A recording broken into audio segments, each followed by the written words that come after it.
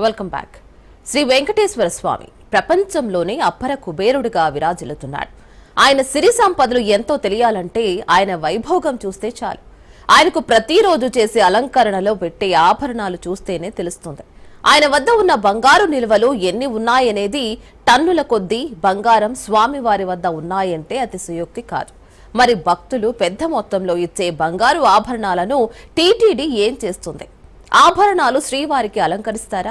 సామాన్య భక్తులు హుండీలో సమర్పించే బంగారు ఆభరణాలను ఏం చేస్తారు? Let's watch.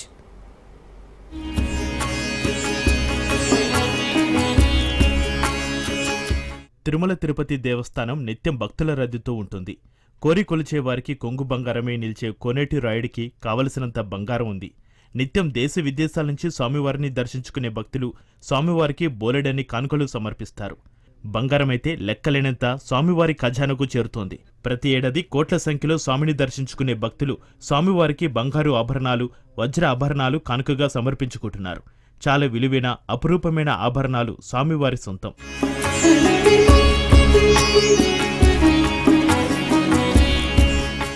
దేశ విదేశాల నుంచి వచ్చే భక్తులు వివిధ కానుకలను హుండీలో సమర్పిస్తారు. చిల్లర నాణాలు, విదేశీ కరెన్సీ, స్వదేశీ కరెన్సీతో పాటుగా బంగారు, వెండి, ఇతర విలువైన వస్తువులను హుండీలో సమర్పణ చేస్తారు. ఇలా శ్రీవారి హుండీ ద్వారా ఏటా 800 నుంచి 1000 కేజీల వరకు బంగారు ఆభరణాలు లభిస్తూ వస్తున్నాయి. ఇలా వచ్చే బంగారంను బిస్కెట్స్గా మార్చి ప్రభుత్వ రంగ బ్యాంకులో డిపాజిట్ చేస్తూ వస్తుంది టీటీడీ.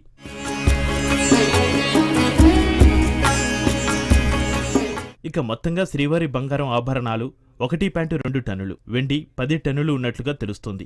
తిరుమల తిరుపతి దేవస్థానం బ్యాంకులో జమ చేస్తున్న బంగారం హుండీలో భక్తులు కానుకగా సమర్పించుకున్నవి. అవి రకరకాలుగా బంగారు ఆభరణాలతో పాటు బిస్కెట్ రూపంలోనూ వస్తాయి. వీటిని టీటీడీ బ్యాంకులో డిపాజిట్ చేయడం ప్రారంభించింది.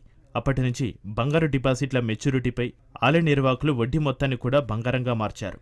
అది ఇప్పటికే బ్యాంకుల వద్ద కుప్పలు కుప్పలుగా ఉంది. టీటీడీ ఇచ్చిన సమాచారం ప్రకారం 2023-24 వార్షిక సంవత్సరంలో 1031 కిలోల బంగారం డిపాజిట్ అయింది.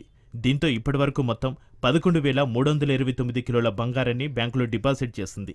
ఇక నగదు రూపంగా శ్రీ వెంకటేశ్వర స్వామివారి పేరు మీద 17,000 కోట్ల పైనే డిపాజిట్ అయ్యి ఉంది.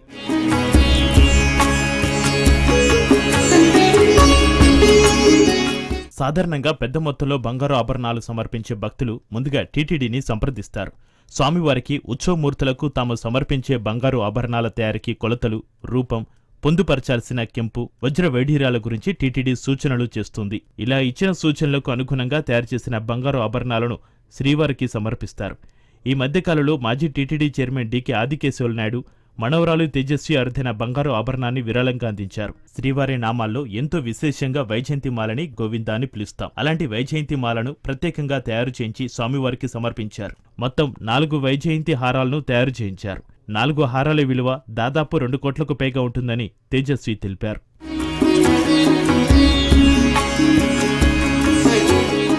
సామాన్య భక్తులు తమ తాహతుకు తగ్గట్లుగా బంగారాన్ని హుండీలో సమర్పిస్తూ వస్తుంటారు.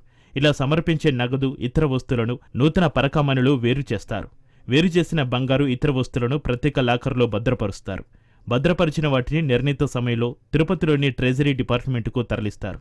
నాణ్యత పరిశీలించి బంగారంను కరిగించి బిస్కెట్స్ రూపంలో మలిచి బ్యాంకులో డిపాజిట్ చేస్తూ వస్తున్నారు.